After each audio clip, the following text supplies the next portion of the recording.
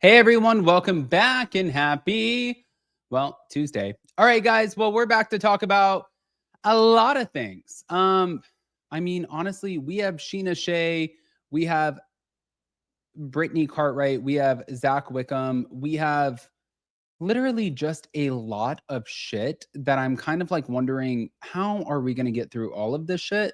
But listen, we're going to get through it. So before we jump in, if you guys haven't already, go ahead, pop off in the comment section. If you're not subscribed, get subscribed. Don't forget to hit that notification bell. And yeah. By the way, also don't forget, guys, today it's not Hot Messy Topics, but it's Anchor Watch at 12:05 p.m. Eastern with Jason and Gelsey. So we have switched the time. So I love you guys. Let's jump right in.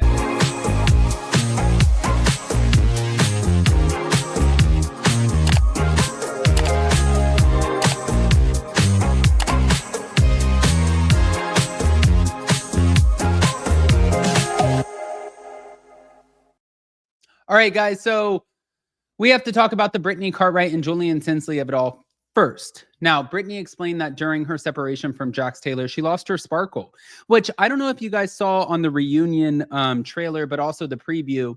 She was definitely, by the way, she talks about feeling degraded and body shamed by him, which definitely impacted her confidence. But when she's saying, listen, like at the time I gave birth to your child and I had stretch marks and you said that I would look like a tree stump.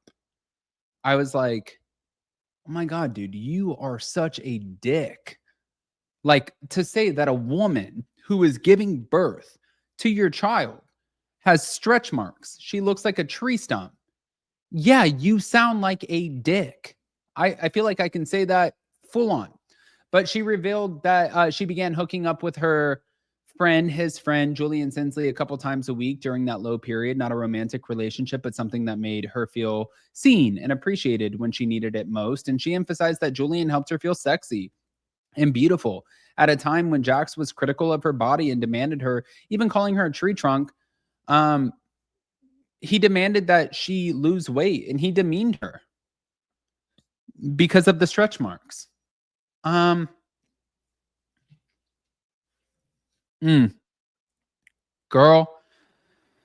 I'm going to say this. As somebody who has a lot of sisters, I don't even give a shit. Like, I'm not a fighter. I'm nothing like that. Truly, I'm not.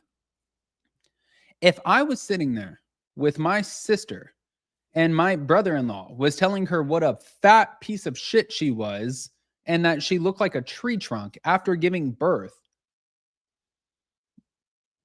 I guess at the end of the day, I'm probably jeopardizing these teeth.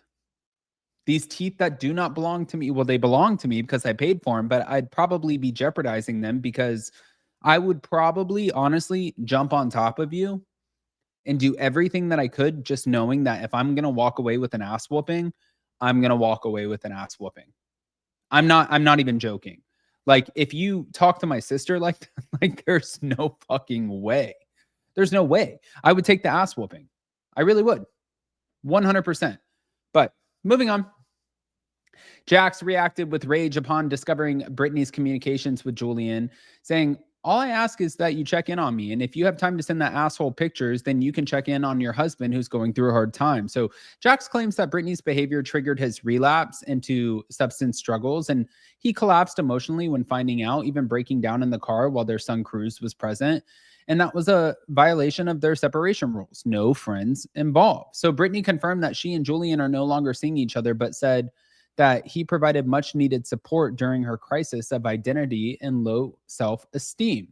So I think that truly, and I know that this is probably hard for any man or any person to kind of fathom or think about, but I think that when you start berating somebody and making them feel like they're this big, at the end of the day, one of the biggest things that everybody needs to realize, like, is if you're not going to appreciate somebody, there is somebody else out there in the world who will appreciate that person. So if you're going to sit there and treat them like shit and you're going to talk about their body and you're going to make them feel like they're this big, there's somebody else out there who is so excited and waiting for that person to show up in their life.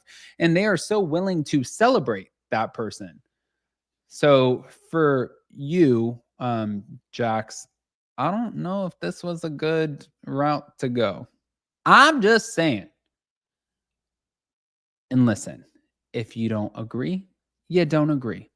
But moving on, shall we? Sheena Shay also revealed that she has not heard from her longtime friend Ariana Madix since Brock Davies' affair was made public, and she reached out before Ariana joined Love Island USA, but she never received a response. And she explained that she withheld Brock's betrayal from filming Vanderpump Rules season 11 to avoid overshadowing Ariana's storyline due to Scandal. And she also wasn't emotionally ready to share it then. So the affair occurred in 2020 while Sheena was pregnant with her daughter, but Brock later described it as purely sexual and admitted that he compartmentalized due to fear of parenthood, calling himself a coward for hiding it. But Sheena revealed that the infidelity happened more than once over a span of a few weeks, and though it lasted under a month in total prior to her gender reveal event, yeah, she initially withheld the truth to support Ariana and preserve her marriage, but Sheena ultimately forgave Brock, though she does admit that it took a lot of strength and fully supports his public admission and accountability in her memoir, My Good Side. My only thing about this is I think My Good Side was meant to be a New York Times bestseller. I don't think that anybody who is on reality TV would be putting out anything not hoping that it would be a New York Times bestseller. But I guess my question is was this worth it? Was it worth throwing your husband under the bus? Yeah. Last but not least, so Simon Curtis, aka Crock of Shit Boots from the Valley, has something to say about Zach Wickham's merch line. He said, I spent 10 years.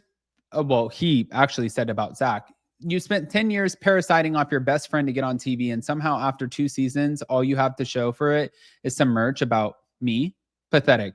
I tagged you, Zach, but if you wouldn't have blocked me on everything, LOL, but launching and promoting your merch store with a reference to me after all of this time, it's very weird behavior. Yeah.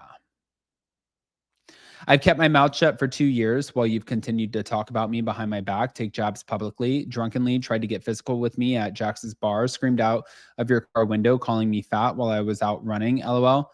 Are you done yet? 3 shirts about Janet, one about me, and one in another, I'm sorry, with the design that you stole from an independent artist and kept deleting comments when her fans kept trying to bring it up to you. Do you not have anything of yourself to offer to sell merch? Leeching off of others' moments, stealing artist designs, and using other castmates and former friends for clout speaks volumes and says everything. Phony, plagiaristic, parasite. Oh, okay.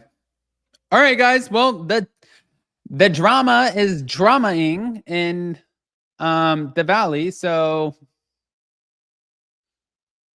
I guess we're just gonna go from here. So smash the like button, show some love, and we'll see you in a little bit. Pop off.